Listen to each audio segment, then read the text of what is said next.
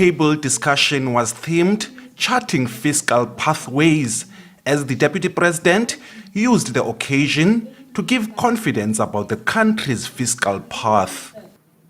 In light of the FFC's recommendations, we believe that improving transparency, especially with regard to the management of debt bailouts to state-owned enterprises, which have substantially deteriorated South Africa's fiscal situation, will be essential to establishing fiscal confidence.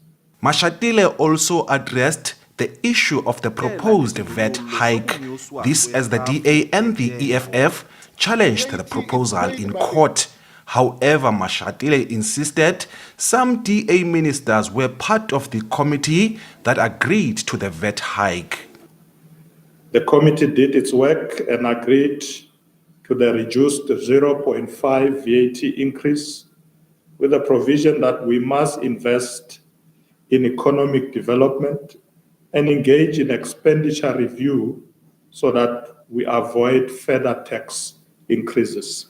The Financial and Fiscal Commission says the current budget raises questions of fiscal choices. This unprecedented situation where opposition parties have united in legal action against the proposed VAT increase underscores the deeply contentious nature of our current fiscal choices.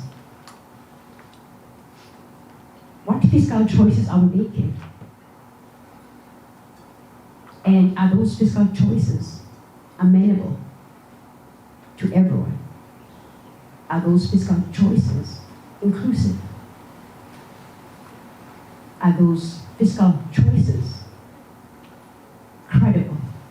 Key things that are going to be undermined if we look at SDGs, inequality will immediately be affected. So inequality will increase with this VAT SRD combo.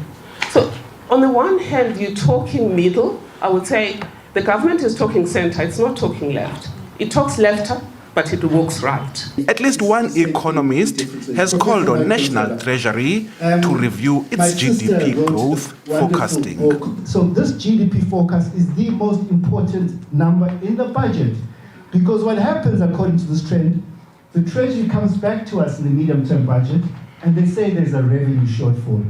But you caused the revenue shortfall by having incorrect, about the GDP forecast. So in the MTBPS in 2019, they said in the past 9 budget cycles, we have not forecast GDP growth correctly. There was also emphasis that government must arrest fiscal leakages.